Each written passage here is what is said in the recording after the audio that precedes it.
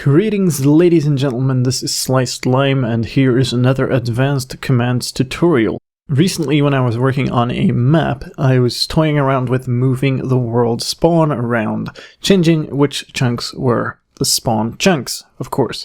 If you've done anything with command blocks, you probably know about the spawn chunks. They are chunks that Minecraft keeps loaded all the time.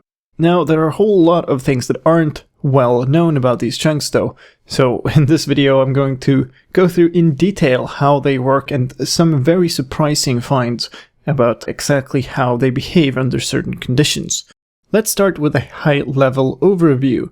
Spawn chunks are a number of chunks around the world spawn point, which is the original spawn point for all the players in your world, that are kept loaded into Minecraft memory at all times. Later on in the video we'll get to some cases where that actually isn't true, but that's the general idea. Generally these chunks stretch 8 chunks away in each direction. Each chunk, by the way, is 16 blocks, which gives you, quick math, a total space of 16 by 16 chunks as your spawn chunk region. However, as with many things Minecraft, this is not entirely true. There is one exception. If you set your world spawn to be in the direct center of a chunk, then the range of the spawn chunks actually touches one more chunk in either direction. That means, for instance, if you go to the coordinate 136 and 136 and set that as your world spawn point, then you'll have a region of 17 by 17 spawn chunks with one of the corners right at 0, 0. I've showed this off before in my advanced map making tutorial, so this far, nothing new. Now, however, there are a number of very interesting properties about the spawn chunks. And to show that off, I have a little bit of a setup here, so let me go through this.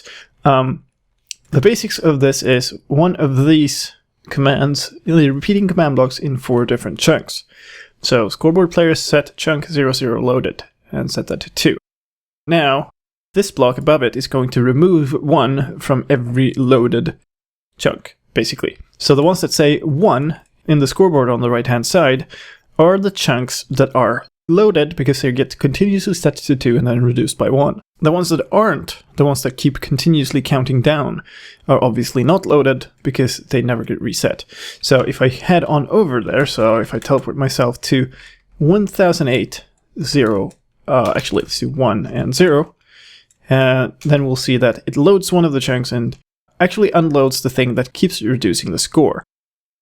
This one is 63.0, and if we look at that in F3, we'll see that this block is actually in chunk 63.00.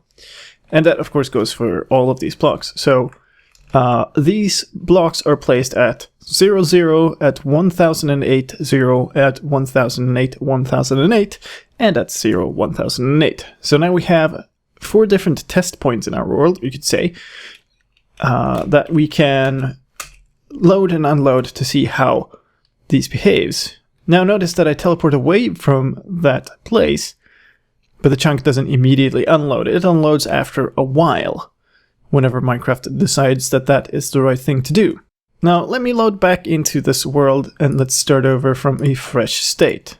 You'll see that now we have chunk 00 loaded. That's because that's where I am, right here. And we also have chunk 63 loaded. And that's because that's the world spawn. Currently the world spawn is set to 1008 and 1008 on X and Z. Now, let us go through 2 interesting properties of the world spawn that don't behave as you would imagine that they do. In specific, 2 things that don't happen as you would imagine that they do when you move the world spawn. So if I do set world spawn to 1008, 0, 0, that means I move it away from chunk 63 into chunk 63, 0. If I run that command, the first thing that doesn't happen is that chunk 63, 0 does not load. And that is a surprising inconsistency in how these spawn chunks work, and they will never load until somebody goes there or until the world is reloaded. That is, if you go out into your menu in single player or until you shut down and restart a server. The second thing that doesn't happen is that chunk 63 doesn't unload. And that is, as before, because Minecraft doesn't immediately unload something that is loaded, it just happens at a random point in time. Now let's reload this world and do it again to let me show you one interesting exception to this. Very, very odd property of this. So now, as I've loaded back into the world, you can see that now the correct spawn chunk is loaded, 63.0 is loaded, and the other one is counting down. So let's do another setworldspawn command, and this time let's set it to 001008. The other chunk is counting down. We'll see the same thing. Chunk 63.0 is still loaded. However, if I go into the menu, pause the game, and then unpause the game, then most likely the chunk will immediately unload. This only works in single player. This only happens in single player, and I've found no way to reproduce it in multiplayer at all. No way to force it, but in single player you can kind of force Minecraft to dump out its loaded chunks that it doesn't really feel like it's needed by pausing and unpausing the game. Very odd. Now we just moved our world spawn point into 001008. So if I teleport myself there, 1008. So here we have that command block, and then let's just immediately teleport myself back, to here. Now we'll see that now this chunk has remained loaded, and no matter how much I open my menu or how long I wait, it will not unload. So what the spawn chunks actually mean is that they will get loaded on world start, and they will never get unloaded. Doesn't mean that they actually load. It just means that they never get unloaded.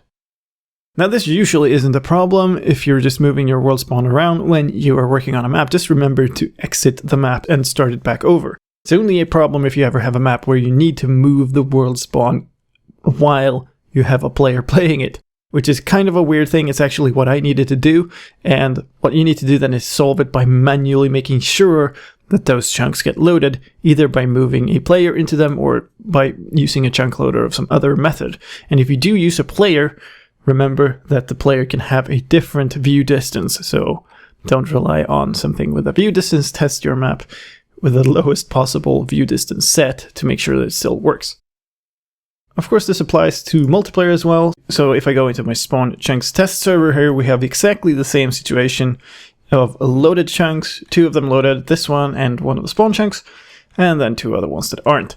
Now these little blocks here that I haven't touched on is another way to test. It's simply a way to measure how long time it takes for the spawn chunks to unload. So here we have a set world spawn to 1008.00, and now that I activate this, it will free up the old spawn chunks. Now, if I don't do that right now, I can show you this too, is a scoreboard player set everything to 0 in the loaded chunks, which means that the scores ticking down for the other chunks can be used as a sort of timer to determine how long it took to unload the old spawn chunks. So if I do that, you see the scores reset and then start ticking down. The old spawn chunks are still loaded at 63.63, and this happens, just goes on for a while. As far as I can determine, this time is entirely random. I've seen it happen at 200 ticks, I've seen it happen at 1000 ticks. It seems to be entirely random. This time it took around 500. And this goes both in single player with your open to LAN option, that multiplayer, and in a proper multiplayer server. It's always completely random, with the one exception that you can sort of nudge it in the right direction by opening and closing the menu in your single player. But if you don't do that, it will take a random amount of time, up towards 1000+ ticks. And that is all of the weird and wonderful information I have for you about the spawn chunks. To summarize it all, if you change your spawn chunks, just make sure you reload your world, where things will behave very, very oddly. That is all for this time. My name is slicedlime. I hope you found this useful, and thank you for watching. See you next time. Bye bye.